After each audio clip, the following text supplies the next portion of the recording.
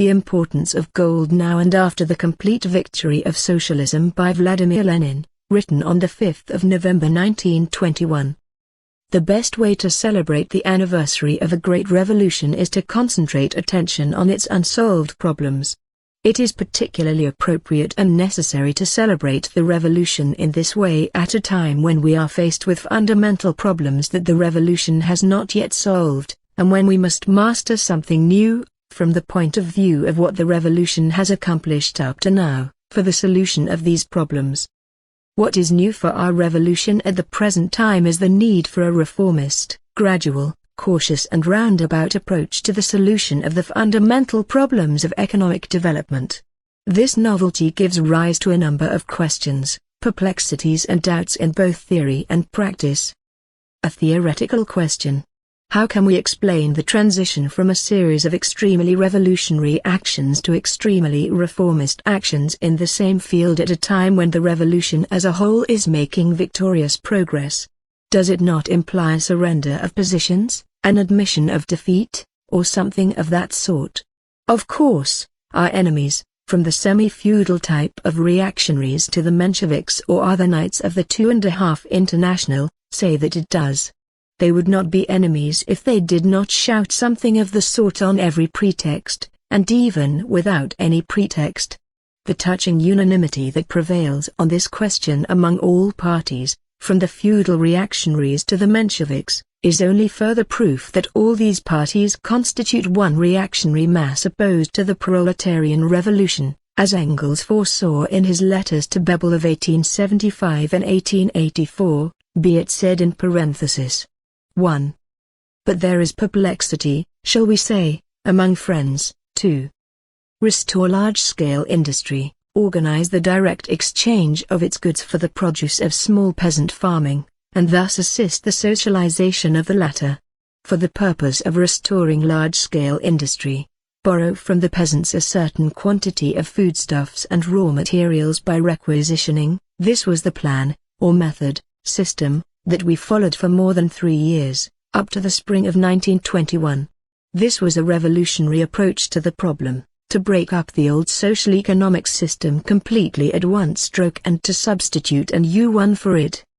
Since the spring of 1921, instead of this approach, plan, method, or mode of action, we have not yet adopted but are still adopting, and have not yet fully realized it, a totally different method. A reformist type of method, not to break up the old social economic system, trade, petty production, petty proprietorship, capitalism, but to revive trade, petty proprietorship, capitalism, while cautiously and gradually getting the upper hand over them, or making it possible to subject them to state regulation only to the extent that they revive.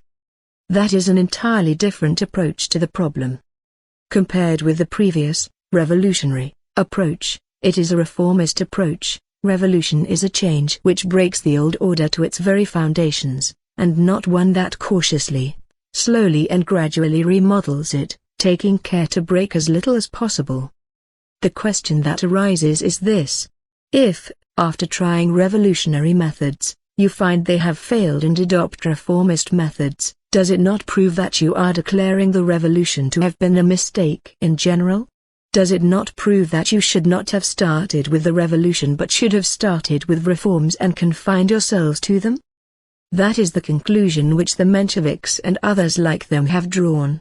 But this conclusion is either sophistry, a mere fraud perpetrated by case-hardened politicians, or it is the childishness of political tyros. The greatest, perhaps the only danger to the genuine revolutionary is that of exaggerated revolutionism, ignoring the limits and conditions in which revolutionary methods are appropriate and can be successfully employed. True revolutionaries have mostly come a cropper when they began to write revolution with a capital R, to elevate revolution to something almost divine, to lose their heads, to lose the ability to reflect, weigh and ascertain in the coolest and the most dispassionate manner at what moment, under what circumstances and in which sphere of action you must act in a revolutionary manner, and at what moment, under what circumstances and in which sphere you must turn to reformist action. True revolutionaries will perish, not that they will be defeated from outside, but that their work will suffer internal collapse, only if they abandon their sober outlook and take it into their heads that the great, victorious, world revolution can and must solve all problems in a revolutionary manner under all circumstances and in all spheres of action. If they do this, their doom is certain. Whoever gets such ideas into his head is lost because he has foolish ideas about a fundamental problem, and in a fierce war, and revolution is the fiercest sort of war, the penalty for folly is defeat. What grounds are there for assuming that the great, victorious, world revolution can and must employ only revolutionary methods? There are none at all. The assumption is a pure fallacy. This can be proved by purely theoretical propositions if we stick to Marxism. The experience of our revolution also shows that it is a fallacy. From the theoretical point of view, foolish things are done in time of revolution just as at any other time, said Engels, too, and he was right. We must try to do as few foolish things as possible, and rectify those that are done as quickly as possible, and we must, as soberly as we can, estimate which problems can be solved by revolutionary methods at any given time and which cannot. From the point of view of our practical experience, the Brest Peace was an example of action that was not revolutionary at all. It was reformist, and even worse, because it was a retreat, whereas, as a general rule, reformist action advances slowly, cautiously, gradually, and does not move backward. The proof that our tactics in concluding the Brest Peace were correct is now so complete, so obvious to all and generally admitted, that there is no need to say any more about it. Our revolution has completed only its bourgeois democratic work, and we have every right to be proud of this. The proletarian or socialist part of its work may be summed up in three main points. 1. The revolutionary withdrawal from the imperialist world war. The exposure and halting of the slaughter organized by the two world groups of capitalist predators. For our part, we have done this in full. Others could have done it only if there had been a revolution in a number of advanced countries.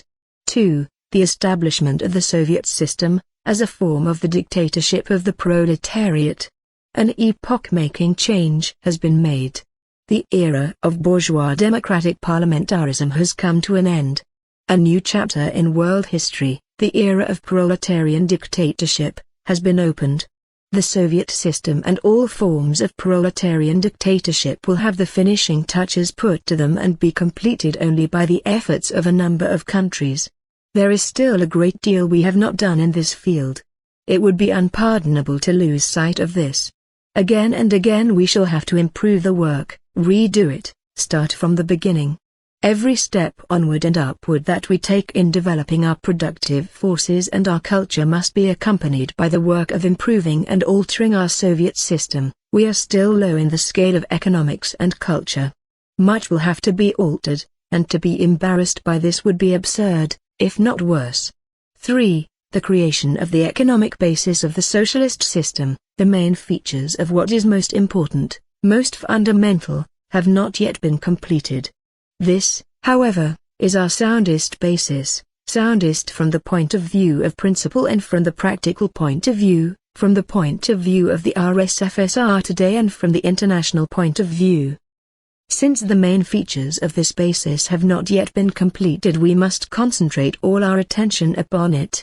The difficulty here lies in the form of the transition. In April 1918, in my immediate tasks of the Soviet government, I wrote, "It is not enough to be a revolutionary and an adherent of socialism or a communist in general. You must be able at each particular moment to find the particular link in the chain which you must grasp with all your might in order to hold the whole chain and to prepare firmly for the transition to the next link, the order of the links, their form, the manner in which they are linked together. Their difference from each other in the historical chain of events are not as simple and not as senseless as those in an ordinary chain made by a smith.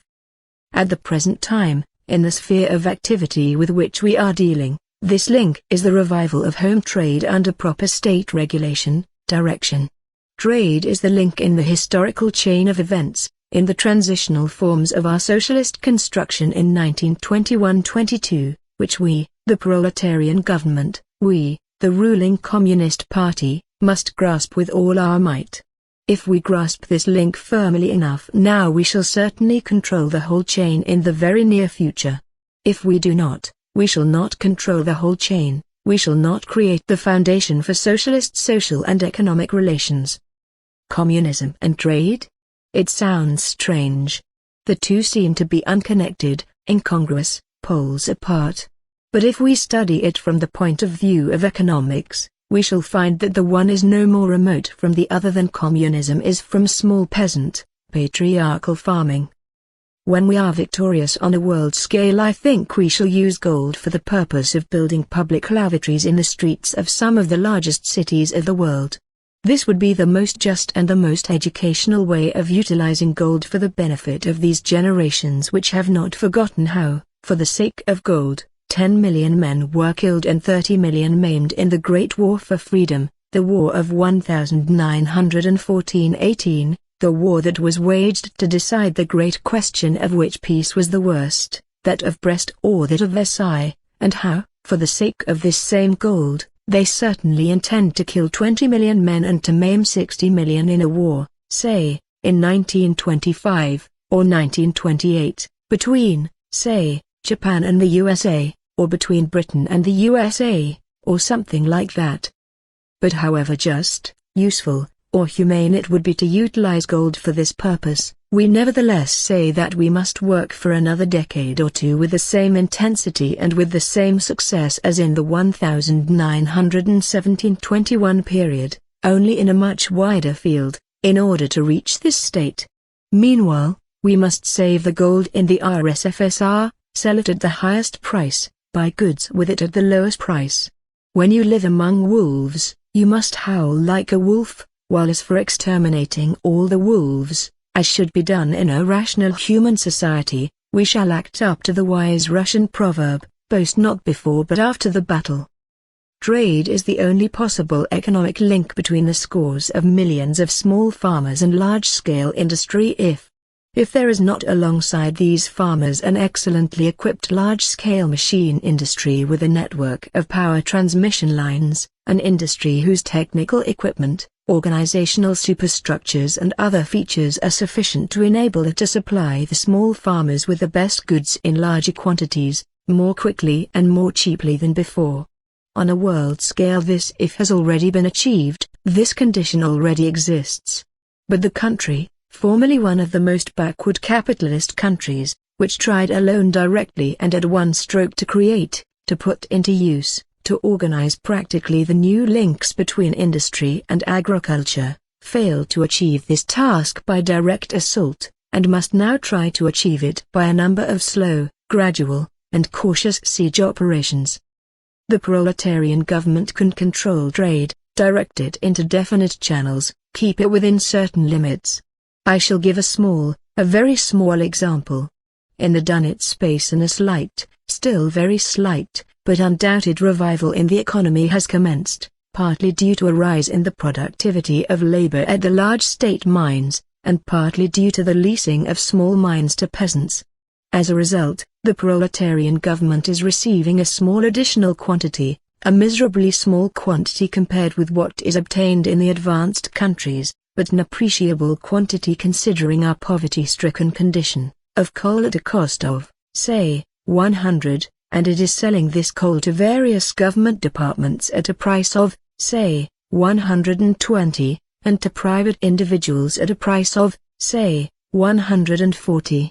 I must say in parenthesis that my figures are quite arbitrary, first because I do not know the exact figures, and, secondly, I would not now make them public even if I did. This looks as if we are beginning, if only in very modest dimensions, to control exchange between industry and agriculture, to control wholesale trade, to cope with the task of taking in hand the available, small, backward industry, or large-scale but weakened and ruined industry, of reviving trade on the present economic basis, of making the ordinary middle peasant, and that is the typical peasant, the peasant in the mass, the true representative of the petty bourgeois milieu, feel the benefit of the economic revival, of taking advantage of it for the purpose of more systematically and persistently, more widely and successfully restoring large-scale industry.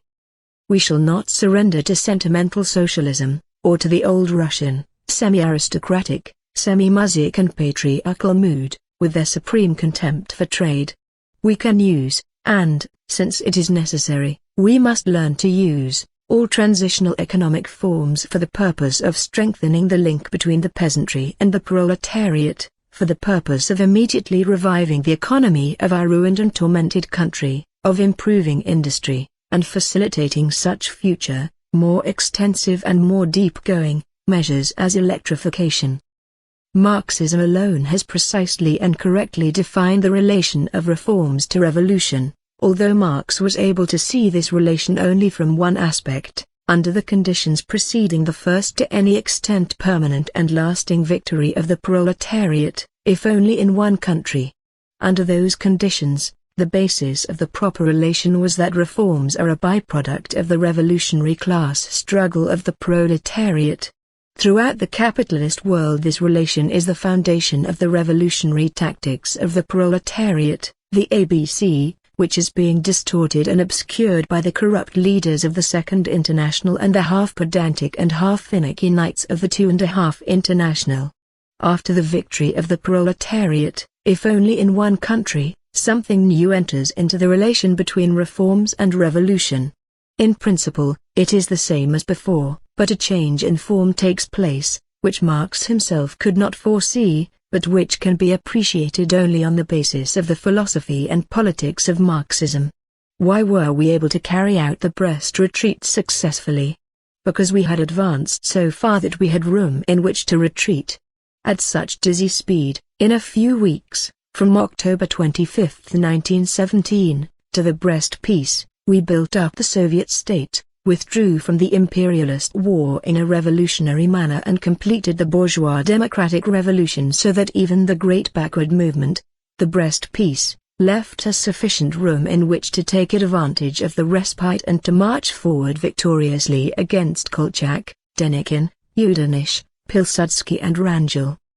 Before the victory of the proletariat, reforms are a byproduct of the revolutionary class struggle. After the victory, while still remaining a byproduct on an international scale, they are, in addition, for the country in which victory has been achieved, a necessary and legitimate breathing space when, after the utmost exertion of effort, it becomes obvious that sufficient strength is lacking for the revolutionary accomplishment of some transition or another. Victory creates such a reserve of strength that it is possible to hold out even in a forced retreat, hold out both materially and morally. Holding out materially means preserving a sufficient superiority of forces to prevent the enemy from inflicting utter defeat. Holding out morally means not allowing oneself to become demoralized and disorganized, keeping a sober view of the situation, preserving vigor and firmness of spirit, even retreating a long way, but not too far, and in such a way as to stop the retreat in time and revert to the offensive. We retreated to state capitalism, but we did not retreat too far. We are now retreating to the state regulation of trade, but we shall not retreat too far. There are visible signs that the retreat is coming to an end. There are signs that we shall be able to stop this retreat in the not too distant future. The more conscious, the more unanimous, the more free from prejudice we are in carrying out this necessary retreat, the sooner shall we be able to stop it, and the more lasting, speedy and extensive will be our subsequent victorious advance.